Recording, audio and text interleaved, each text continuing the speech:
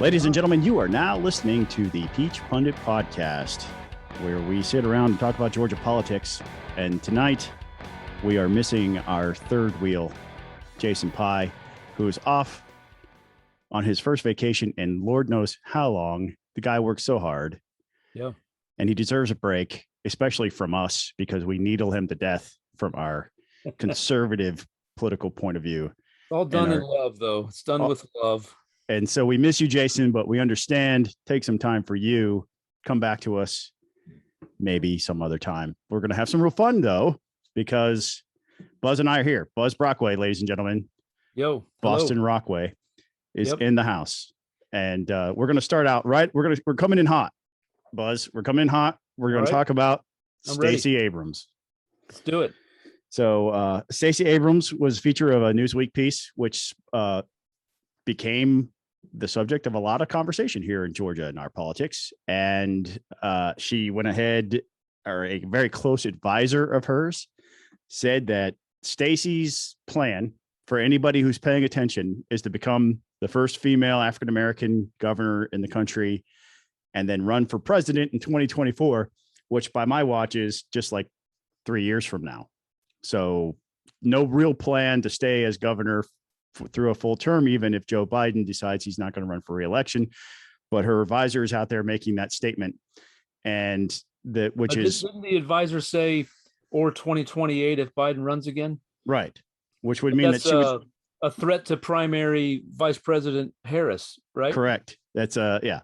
So that's the big news with Stacey Abrams, is running for governor, according to a source who describes himself as a close advisor, with a plan to abandon the office in 2 years if Biden doesn't run for re-election. What do you make of that? Well, I mean, I think it's interesting. You know, you couple this with polls that show a lot, many growing number of Democrats, growing number of people don't want Biden to run again. Of course, these things ebb and flow. He's not very popular right now. That could, of course, turn around. 2 years is a lifetime in politics, but it's very interesting because it's not this source close to Abrams was not named, and so it's not an on the record quote, right? It was on background. I mean, Bluestein's background. It's a background quote. So why won't anybody why won't Stacey Abrams or anybody in her camp come out and say publicly that she's running for governor? So that's still very curious to me. And I think, we talked about it last week on the podcast, the events of Virginia and New Jersey, even though the Republican did not win in New Jersey, Murphy, the Democrat, hung on, essentially made up 16 points in New Jersey and a 12-point turnaround in Virginia. That's not the generic ballot, congressional ballot that I saw last week from a pollster showed a Republican +8. That's astounding. Those are not the kind of numbers you normally see. My point is, all these things are lining up that 2022 not shaping up to be a banner year for Democrats. Does Stacey want to risk running when she very well could lose? Well, that's just it. Is the political capital that she would expend and then losing would damage her ultimate goal of becoming president of the United States. You cannot win. I don't think you can win a Democratic nominee with that field of ambitious individuals who have a better record of winning than you do. Twice losing to Brian Kemp in the eyes of Democrats, right, would be just a monumental failure. Right. Now, I happen to think Governor Kemp's a good governor. So I would have a different view than the average Democratic voter in those instances. But that being said, the risk is great. And if her ultimate goal is to be POTUS, she'd only be in office for 2 years if Biden doesn't run. And there are a lot of indicators, I think, that Biden potentially doesn't run. Yeah. There's a lot of indicators because, I mean, the man's mental health, it's hard I remember as a kid watching Joe Biden on Meet the Press And I didn't really know anything about differences in philosophy at that point in time. I was 10 or 12 years old, right? But I'm watching him and I was like, I like Joe Biden as a 12-year-old boy. I like him because he's so articulate and he says he's quick on his feet and he knows how to answer these questions in a way. I was like, that is really an amazing talent. Like he is really good at this particular job, sitting down and being quick on his feet.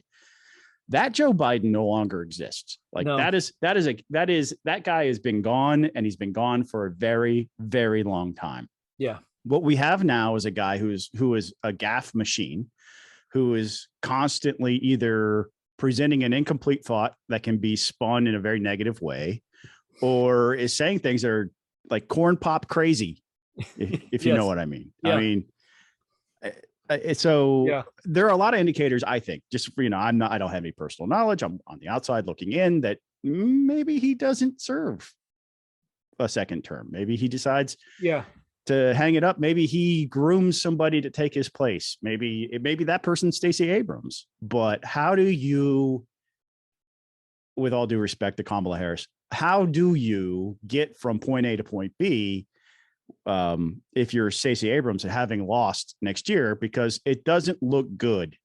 The easiest campaign to run against Stacey Abrams right now in Georgia is see all the things that Terry McAuliffe said about you and your children not having access to our ultimate decision-making power over your children's education.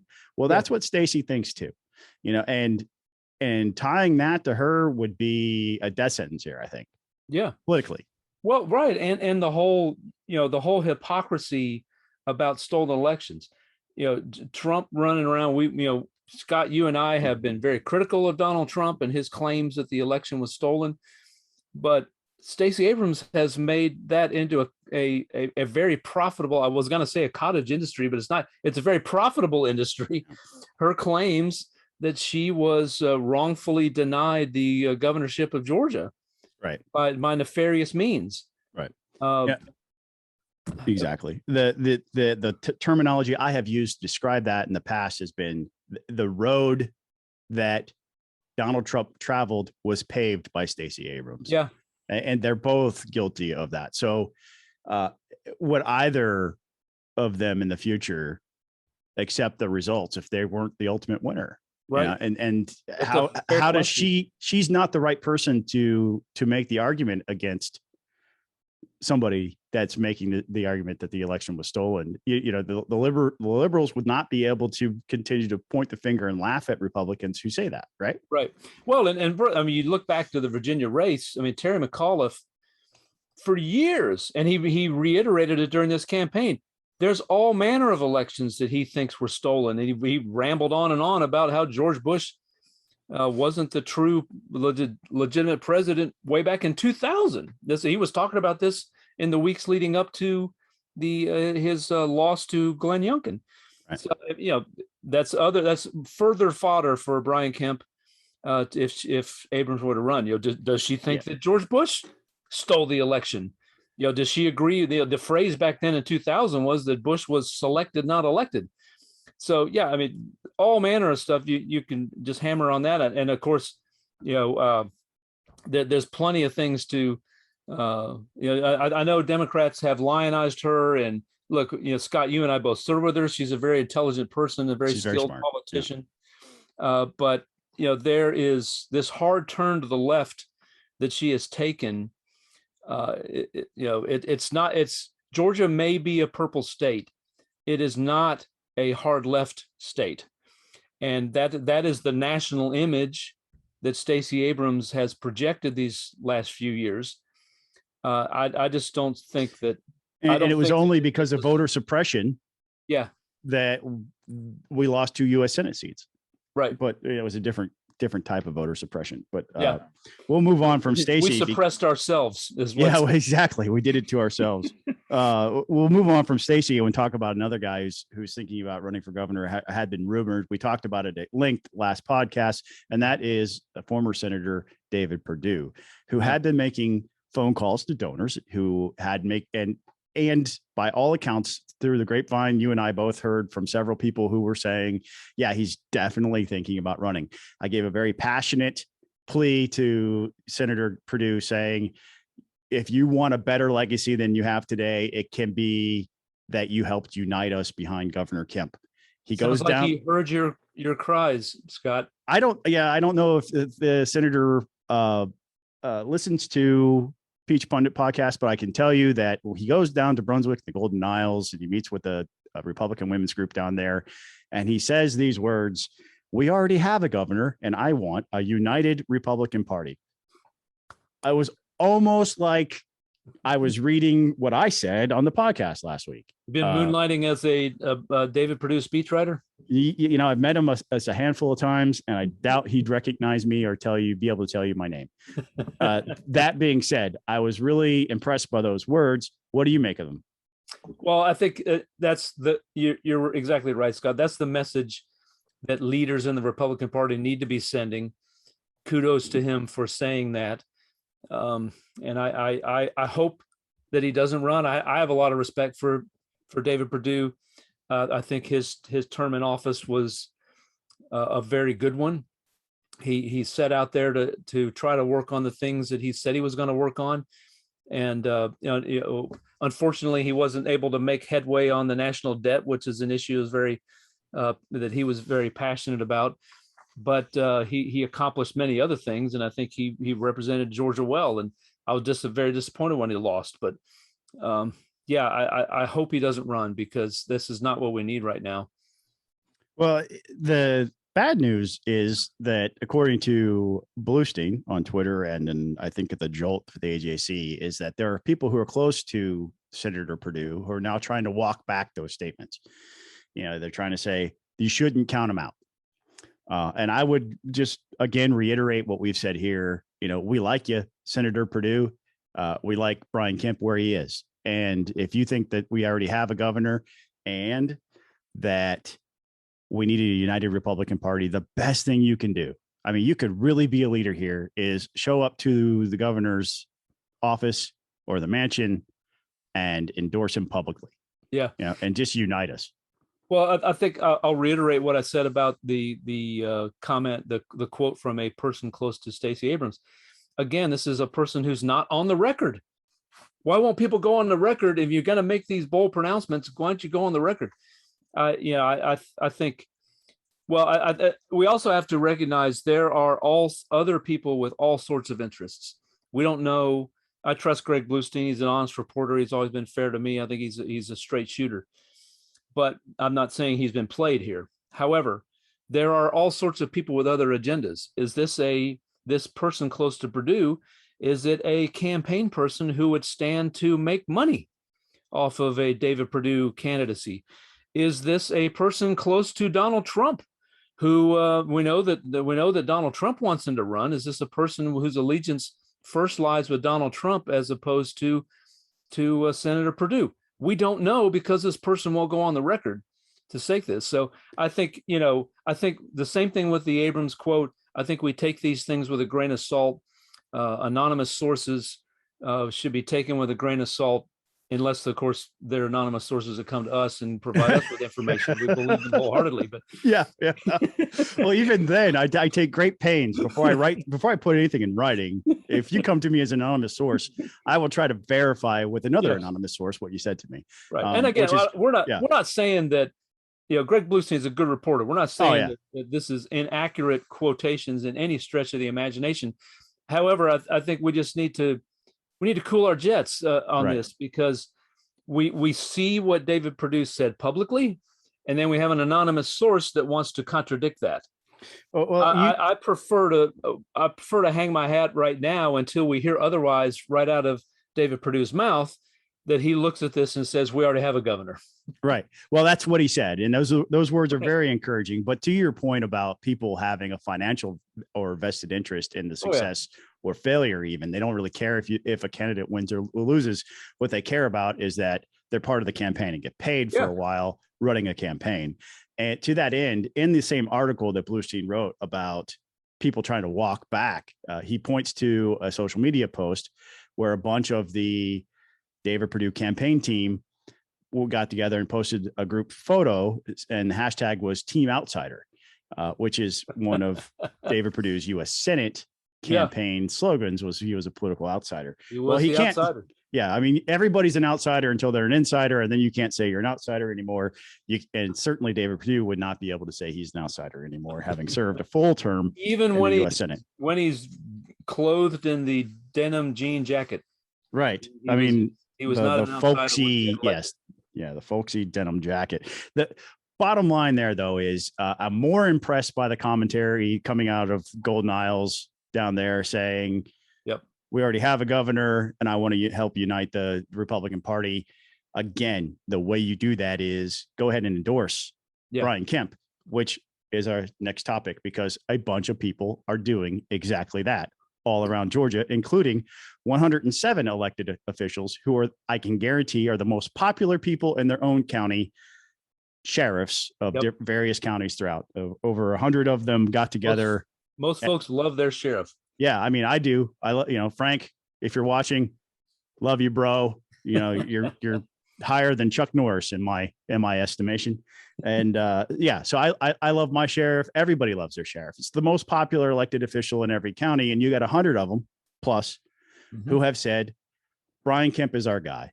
And so we see now that the Brian Kemp campaign is really starting to ramp up their conservative bona fides by getting people who are traditionally on the right, law enforcement in this case. Well over 130 legislators have already endorsed. They're not going back on their words. So you have grassroots support from the Republican side supporting Brian Kemp, and he is taking the David Perdue threat very seriously. Yep. Oh, additionally, Attorney General Carr and Insurance Commissioner King endorsed Brian Kemp as well. And you think, well, fine, that's not that big a deal. However, these are two gentlemen who have to look out for their own. They're up for re-election too. They're not facing a primary challenge, but they do need, they do need a united Republican Party in order to win. Because if, as we've talked before on this podcast, if Republicans stay home, if certain Republicans who are angry at Brian Kemp for whatever reason stay home, it hurts the entire ticket. So these two gentlemen sticking their necks out on behalf of Brian Kemp puts them in the line of fire from these angry Trump first Republicans. Yet they still did it because I think they're looking at the unity of the Republican Party being incredibly important and important for the governor's reelection, important for their own as well. Right. So, right. And it's a big deal. I'm going to throw you a curveball because we're talking about endorsements. We didn't mention this race at the beginning. However, I figure you can handle it, Buzz, because education's your go-to topic. But John Barge announced he's running to primary Richard Woods for the GOP nomination for the education spot. Yeah. I mean, look, Barge is an interesting fellow. Ran for Congress in the interim, ran for governor. Primary Nathan Deal. Nathan Deal didn't go very well for him. Ran for Congress in the seat that Marjorie Greene eventually won. And now he's trying to make the comeback on education. It'll be interesting because we talked about this last week. You look at what happened in Virginia. There is a way to talk about education that can really light your campaign on fire. Will John Barge do it? I don't know because that you're running, the school superintendent, state superintendent of schools is a very interesting position. You don't have as much power as you think you do. You're accountable. You have to appear before the State Board of Education once a month and answer questions from them. All of those people are appointed by the governor. Your funding is at the mercy of the legislature, who all have opinions about education and how you should do your job. Every governor runs on an education platform, and then you have 180 school districts in Georgia, all with school boards who all have thoughts. So you're kind of this person that's caught in the middle. If you're to run the kind of campaign, to talk about education the way I think Republicans need to talk about education, I don't see John Barge talking that way. So no offense, I've personally liked Mr. Barge. We've run into each other numerous times, and I think he's a good and decent man, as I do Richard Woods. But Do neither you of think those he's two a school guys, choice guy though? I mean, the whole reason neither of them are. Neither Yeah. of them are. right. I mean, the That's camp. what I want, but neither of these guys are, and they don't, neither of them, frankly, excite me very much. Yeah. I And mean, neither is the Democrat that's announced, Howard out of Cobb County. I always felt that Richard Woods would come around on that, but the moment he became superintendent of schools, he like totally gave up on the school choice issue. And John Barge, frankly, while he was there, was an opponent to school choice at every opportunity. I remember as a state legislator having a bill that would allow recipients of the special needs scholarship to take a year off from it and try alternate methods of education outside the classroom, like homeschool or religious school, or, and once they became qualified, because if the kid's autistic, he's going to be autistic, right? If he's blind, he's going to be blind. If the child is deaf, they're going to be deaf. And these are the things that allow a child to get a voucher from the state for the state portion of their education dollars. It's called a special needs scholarship. Anytime you tried to make tweaks to make sure that was protected for those kids, the state Department of Education would fight you left and right. And it didn't matter if it was John Barge or Richard Woods, because Richard Woods sent somebody to come talk to me and try to convince me to not do this. And it was the most simplest, smallest dollar figure impact you can have on making sure that kids at least had a shot at trying everything they could and still be supported by the state in their education. So I'm not impressed by either one of them, frankly. But the campaign ad for John Barge, was his announcement video. It was like he watched the election in Virginia and said, "Let me write that down. Let me write that down. I'm gonna write this down." And I mean, he sounded like Glenn Youngkin is what he sounded like. If that's how he runs, he'll catch some fire. But that's not who he is. It's just not who he is, and that's what's annoying to me, because of having watched him and served in the legislature while he was state superintendent. It's just not who he is, and so everybody can human beings are capable of learning. Right. I'm willing to, but always be leery of the person who runs for an office, fails, runs for an office. Because here's the thing about state school superintendent. I think this is my personal theory. I think they lose sight of who their constituents are. Their constituents really are the parents of Georgia. Yeah, who have kids in Georgia public schools, traditional public schools. But they become advocates for the education establishment. Right. And not the kids. They end up thinking that their constituents are superintendents. Yes. And that is not who there's only 180 of them. Right. There's 1.8 million or some children in traditional public schools in the state of Georgia, with 3.6 million parents.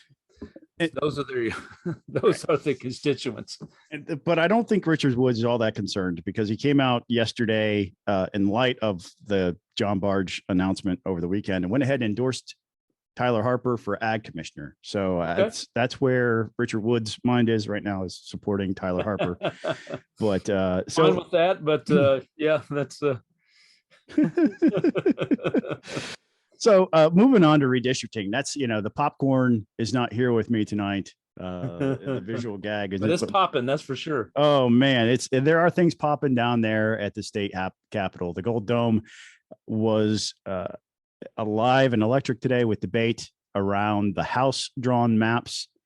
And I heard that they made some tweaks, but not enough that would be substantial to make huge headlines or changes. You were talking on the pre-show about who was drawn together. How's that looking? Yeah, I think a friend sent me this. And I think as you and I were talking about it, there might be some others who fit this bill, but just looking at incumbents that were drawn together, paired together. So among Democrats here in my home in Gwinnett County, we've got Shelley Hutchinson and Rebecca Mitchell of Snellville, both of the Snellville area, Viola Davis and Billy Mitchell in the Stone Mountain area, Betsy Holland and Shay Roberts in Buckhead, Wayne Gilliard and Derek Mallow down on the coast, and two of my favorite guys, Mac Jackson and Brian Prince in the same district. Among Republicans, So let's talk about that for just a second. yeah, We'll get to that's Republicans a in a lot of moment. incumbents drawn Yeah. together. Let's talk about, that's just on the Democrat side, but Right. let's focus in for a minute about Mac Jackson and Brian Prince. I sat next to Yeah. Brian Prince for a couple of years. He was my seatmate before Vernon Jones came, and just a nice guy, right? Quiet, reserved. Are you aware of anything that he would have done to draw the ire of, of anybody really? I mean, even, No. yeah. No. I'm really shocked by that because primarily Mac Jackson has been very friendly to everybody. I actually was in the same office suite as Mac.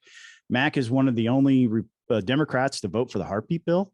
Mm-hmm. So he has been an ally on some key strategic things for Republicans in the past. And he's a man of faith. He regularly participates as pastor of the day, which is a great honor to be pastor of the day one time, but he's been pastor of the day many times, even as a member. Yeah. I'm confused by why you would pick Mac Jackson and Brian Prince and lump them together. Yeah. I mean, look, I mean, we know that there is enormous pressure because of shifting population. The population in Georgia is shifting away from south of I-20. Mostly to the metro Atlanta area, but to North Georgia. So I get it. There's pressure, but there's pressure every time you draw these maps. And I mean, and many of these, are not, we've got Snellville, Stone Mountain, Buckhead.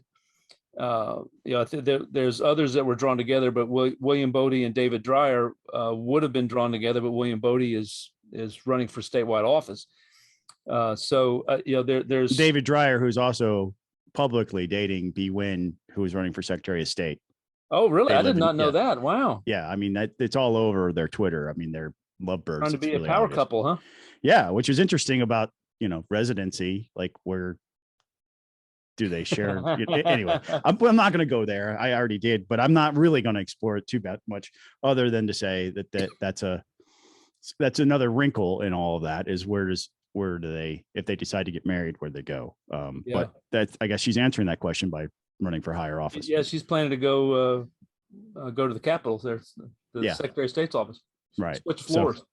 Yeah, just walk downstairs. Mm-hmm. Well, good luck with that. But the Mac Jackson thing still, it stings a little because when it mattered the most, like life-saving piece of legislation, when it mattered the most, Mac was there for the Republicans, and this is how he's thanked. And look, I remember when I first got into office, Donna Sheldon, a friend of mine, was the caucus chair, and she routinely would talk about how you always want to have, when you're the majority party, you always want to have Democrats that you can talk to. They're not always going to vote with you, but if there are Democrats you can talk to and that you can convince to vote for a bill every now and then, that's good for political discourse in the state of Georgia. The bipartisan bills are better for political discourse. And if you drive out all the people through redistricting or because the two parties are becoming more polarized, if reasonable folks that can sit down and talk and sometimes cross party lines to vote for particular issues, if there are fewer and fewer and fewer of those people in the legislature, then it just makes our politics worse. Right. So this is not an endorsement of liberal or progressive policies, but just being able to talk out differences is beneficial for everybody. And Mac Jackson and Brian Prince, in my opinion, are two of those guys that you could sit down and talk with. They're not always going to agree. Sometimes they would agree, but need to stick with their party. That's just how things work. But those are two of those guys that you could sit down and talk with. And it's a shame if this stands, which if it passed the House, then it's probably going to stand. The Senate's unlikely to mess with House maps. That's a shame that you see those two guys in the same district. Right. But the bill that drew the districts had every Democrat voting no and two Republicans voting no and every other Republican voting yes. To no one's surprise, Philip Singleton voted no. Philip has been drawn into a district. He likes his new district very much. Yeah, he's been drawn in with a Democrat, the name of which escapes us at the moment. But he's gone from a very safe Republican district to a very safe Democrat district. Yeah. And he went to the well today. He has been publicly outcrying. We had hearings this week in the House Redistricting Committee where people showed up from Coweta County with signs that said, "Don't California my Coweta," which I thought was extraordinarily clever. And the gentleman, I don't know what stereotypical Cowetians look like, but I imagine that the gentleman holding that sign looked like a stereotypical Cowetian, with all due respect to not David a Californian. The picture I saw did not look like a Californian. It did not look like California. It looked like Coweta County, Georgia to me. Not to be stereotypical too much, but it did. I mean, just absolutely did. So, and "Don't California my Coweta" fell on a bunch of deaf ears because they did not change the map. And they 100% Coweta County delegation that had been 100% Republican is now going to be 60% Republican, thanks in large part to drawing the maps the way that they had. I think, there in addition to Singleton, there's some other Republicans who find themselves in districts together. Up in Cobb County, Sharon Cooper and Matt Dollar, although I think Matt has gone ahead and announced that Representative Dollar has announced he's not running again, so that alleviates that.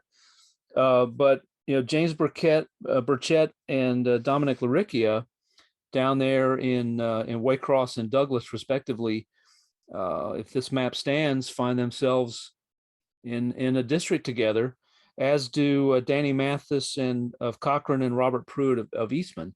Right. So there's some Republican good guys, who find who something's got to give, and either the primary vote, either one or the other of these gentlemen will decide to do something different and not run, or the voters will settle the matter for them. So here we go. And they probably, I don't know, I haven't been able to speak with Dominic or the Representative Laricchia or Burchett, or frankly, Representative Mathis or Representative Pruitt. I will say Representative Pruitt is still in his first year. He and that district does favor Representative Mathis.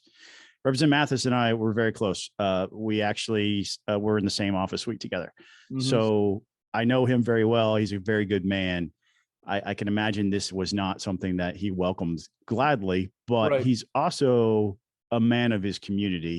He's a funeral home director down there. As you know, funeral home directors in South Georgia are pillars of their community in a lot of different ways. And so he's taken the politics naturally. And he also went up to the Capitol from his district with the sole purpose of getting heartbeat bill passed. Like, that was his number one thing. I don't know if this means that he thinks he can check the box and go home. But he's a thoughtful man, and he's just a good guy. Let's put it that way. I think it bears repeating. Many of these, other than Dollar and Cooper in Cobb County, these districts are in that South Georgia area that is just feeling that pressure of losing population and losing political influence. And, perhaps this is unavoidable, but again, it's a shame to see good folks drawn in districts together. Right. So Representative Byrd, who is going to be under the new maps, my state representative, and Representative Singleton were the only two no votes, even though Representative Laricchia, this is noteworthy, was drawn into a district where his new district is with one of his very close friends and Representative Burchett. And he only has one precinct, the precinct that he lives in, that he currently represents, drawn into that new district. Voted yes. He, sort of jumped on the grenade and voted yes. I thought that was interesting.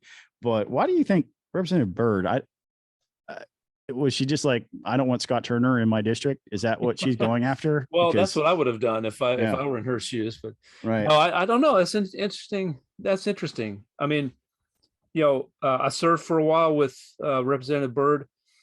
When I first got in, she's always struck me as a lady who goes her own way.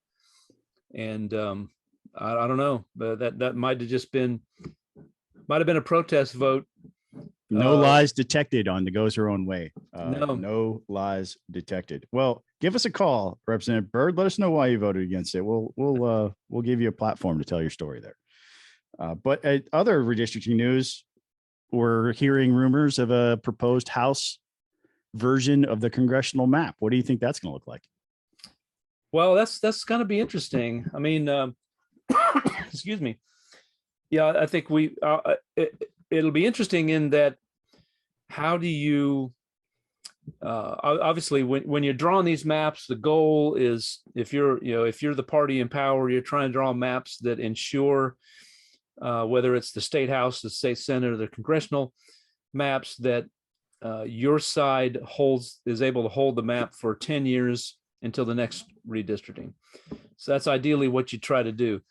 So, but you've got these two suburban districts, the 7th where I live, this mostly Gwinnett County and some of Forsyth County, and then Lucy McBath's Democrat Lucy McBath's district here in the 6th. And what do you do with those districts? Do you try? There are some folks out there who say that they should draw those, since they're in the mood to draw people, incumbents in together, that you just draw those two incumbents into the same district and create Republican districts around them. I don't think that's a good idea, because I think voters may have thoughts on that and may reward Democrats. And I think if you're going to have to, the Senate map, makes a choice and decides that to cede the 7th to the Democrats and take a shot at a new 6th district that might be more friendly to Republicans. So I that's probably a better approach than trying to get rid of. Another approach would be rather to tweak both the 6th and the 7th to try to make them more friendly, to make both districts friendlier to Republicans. In an attempt, nationally, Republicans are trying to take over the House. They only need 4 seats or so. So what if we could pick up 2 of them here in Georgia? That'd be quite a feather in our cap, but that's a dangerous game. So I think probably, whether you like the Senate map or not, probably making a choice to strengthen one of those districts and make it a solid Democratic district and take a shot at claiming one of them back is probably a better approach. But yeah, I'll be interested to see how the House tackles that question. Yeah, and I also wonder how current events with Carolyn Bordeaux being more moderate in some of the policies versus Lucy McBath would favor her with a Republican legislature, and whether or not they go with let's surrender one of them to the Dems and take the other one back. I think Lucy McBath would be the easier target based upon policy alone at that point, right? Yeah, and I think we may have mentioned this in the podcast before, but no disrespect meant to Carolyn Bordeaux. Lucy McBath is probably viewed as more of a rising star in the Democratic Party than Carolyn Bordeaux is. Right. So if you're Republicans and you can take out a person who's a rising star, put her in a really tough spot and perhaps defeat her, that's, when you're playing the long game, that, politics ain't beanbag. That's not pleasant, but that's what you do. If you can weaken your opponents, that's what you do. Right. So in other redistricting news, Senator Clint Dixon in your neck of the woods, is he your state senator, by the way? He is my state senator, yes. Decided to surprise the Democrats that serve in the Gwinnett delegation by dropping some legislation that would make school boards nonpartisan and double the number of county commissioners from 5 to 10. Do you guys really need? I'll correct, but yeah. He makes the school board in Gwinnett County nonpartisan. Doesn't increase the size of the school board, but the county commission. The county commission, it's currently we're 4 commissioners, and then the commission chairman who's elected statewide, countywide, yeah, at large. And he adds 5 additional members, so we'd have a 9-person commission, commission with a commission chairman. So do you guys? A lot of politicians, man. I just got. Well, I mean, if I were in the political campaign consulting, I'd be all about this. Additional clients or something. But I mean, Gwinnett, I know has been growing and changing. But do you really need 10 county commissioners over there? I mean, Yeah, I mean, a couple of thoughts. First of all, maybe some of the viewers can correct me if I'm wrong, but there was a lot of debate about this when a similar issue when it comes to the size of these boards when it comes to school boards. We had a couple of school boards that were 9 members, and they were just dysfunctional, and so the legislature drew a line and said, all right, no more than 7. And that 9 members is a lot of members. Well, with 10 with a commission chairman who would have I guess I'd have to look at the legislation and see if it takes away the chairperson's ability to vote. Currently, our chairperson can vote, and our current commission chairman votes quite frequently. Our Charlotte Nash, our previous commission chairman, generally only voted to break a tie. So, but yeah, that's a lot of folks. I mean, it seems 7. I think you can make the case in a county with almost 1 million people in it that 5 is 4 commissioners and 1 elected countywide is not enough. But adding 5 additional ones, wow, that's a big jump, and it's not being well received, shall we say, from Democrats. Let me pull up the quote. Representative Jasmine Clark had some choice words. She said that Black people running the Board of Education and the Board of Commissioners does not constitute an emergency just because certain people don't like it. And what she was referring to, our county commission and our county commission chairperson are all Democrats and all people of color.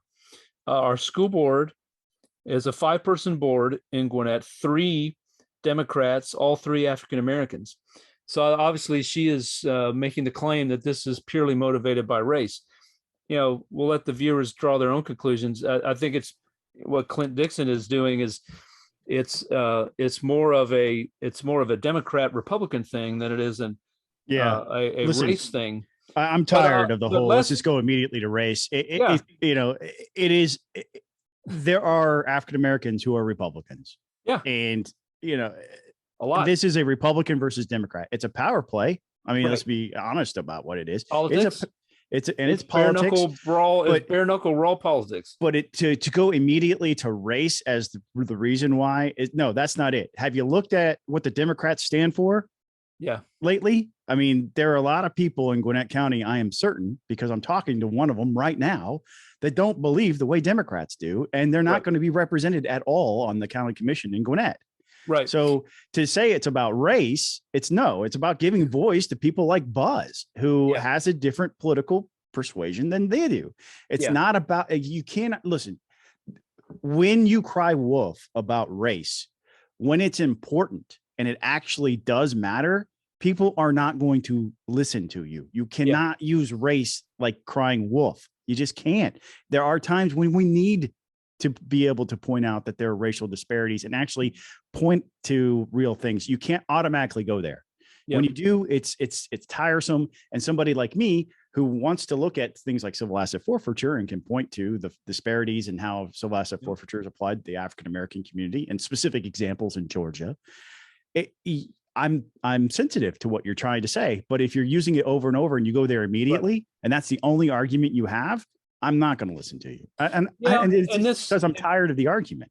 Particularly in light of the fact that, when I was in the legislature, there was an attempt, there was a proposal brought forward by some of my former delegation mates on the Democratic side here in Gwinnett County who still increase the size of the Board of Commissioners. Yeah, they still serve there. Yeah, they still serve there. Yeah. So why was it a good idea then? It's not I'm not saying it's a good idea or not idea. My position back then was that I had not heard from my constituents about the need to increase the size of the Board of Commissioners, but I was totally open to the idea. I wanted to hear from constituents. I wanted to hold some town halls and discuss the issue with the public. Right. Before we went, this is a big step to do this, and it shouldn't be done without understanding what the people of Gwinnett want. Do they want more commissioners? Do they Right. feel underserved? There's, however, it's a little hypocritical of Democrats now to say this is racism when they wanted to do this back when Republicans controlled, when white Republicans, since race has been injected into this situation, when white Republicans ran the Board of Commissioners. So I think, Scott, I totally agree with you. Take race. Yeah. Race is not. This is not a racial thing at all. Right. This is a Republican Democrat thing. And to further buttress your point, Scott, Democrats obviously are not heeding the lesson. They have been crying about racism as the sole reason that Terry McAuliffe, who was a lousy candidate and a retread candidate, but they're trying to, certain Democrats on the national scene are trying to say, well, all these white women who voted for Joe Biden just last year have suddenly become raging racists and voted for Glenn Youngkin. So maybe what people ought to do is look at issues and look at, debate facts instead of playing the race card all the time. And so it's a shame that it went there, but it's not a surprise. And just to be clear, there may be times when the race card is an appropriate card to play, but if it's your first play on something like this, come on, man. Yeah. Right. In the words of Joe Biden. Yeah. Lastly, tonight, Buzz, Lastly, we'd be remiss if we did not mention the passing of an American hero who sacrificed so much during the Vietnam War and came home and served in the U.S. Senate here from Georgia with the passing of Max Cleland. I never got a chance to meet Senator Cleland, but you have, and we won't tell those stories tonight, but maybe at a more appropriate time. I attended. I mean, he was senator. I may have the time. Let's think if I have the timing right. He was the Secretary of State for the state of Georgia, ran for U.S. Senate, and served a one term, and then was defeated by Saxby Chambliss. That would have been around 2002. So yeah, I was a Republican Party official in Gwinnett County when Senator Cleland was still Senator Cleland, and attended events that he was at. So yeah, I mean, Scott, you're right. He was a man who served his country honorably, was injured severely. And I may have the facts maybe a little fuzzy, but he was injured accidentally by falling on a grenade to try to protect his fellow soldiers. So that, he's a brave and honorable man, served the state of Georgia well. Even if you disagreed with his politics, he served the state of Georgia well. And he was a political giant in the state, no doubt about that. And again, this is where, just like the old days, we can say we didn't agree with him politically, but we honor him and his passing, and we're grateful for his service to our nation in many ways.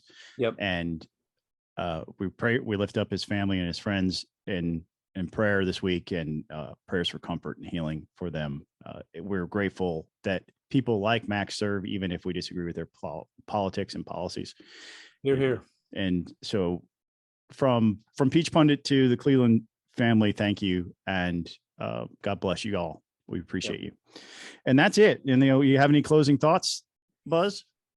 It was a lot of fun. I don't know if you had the chance, Scott. I watched kind of in the background the parade, the celebration parade that the Braves had at 45 miles per hour.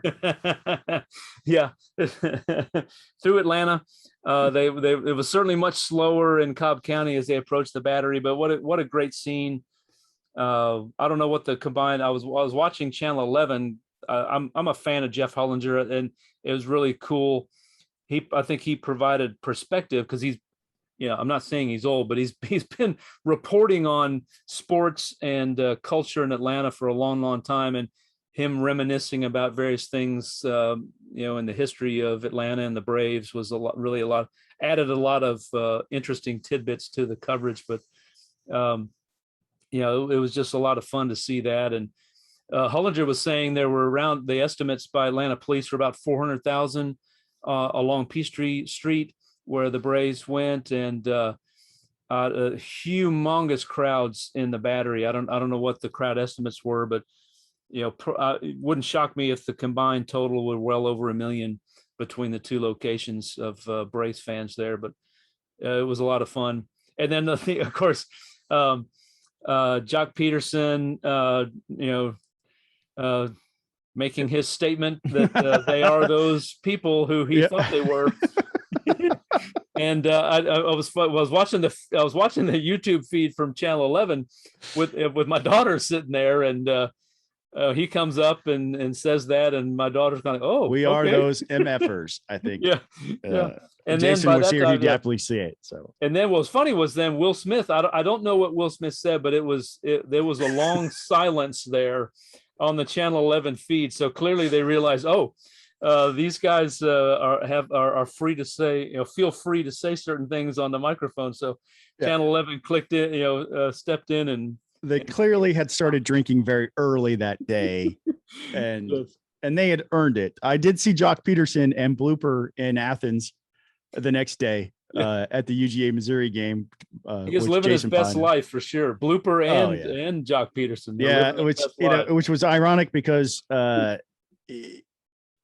Jock has turned down the Braves option for extending his contract, so he will become a free agent.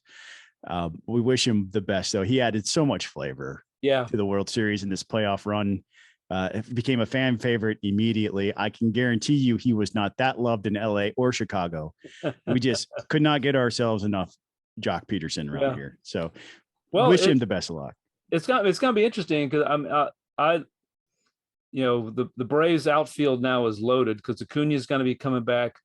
The Braves have to decide what to do with Marcell Ozuna, who before his injury and before his legal troubles was a very valuable member of the Braves. And now you have Soler and Peterson, Rosario and Duvall. That's a pretty darn good outfield, but you can only play 3 at a time. So what are you going to do? And so I don't blame. I hope, I would love to find a way for Jock Peterson to stay in Atlanta, but certainly don't blame him looking at that lineup and thinking it's probably in his best interest to put himself out there on the free agent. And look, he's a guy with back-to-back World Series rings, and he makes when the Braves traded for him. Money. Our mutual friend Sam. I told Sam when they traded for him, the postseason experience that guy's going to bring will be more valuable than his play on the field. Yeah, and it absolutely rang true. He has that just chill vibe, and he's outgoing, and he's willing to say MFers on a live microphone in front of 40,000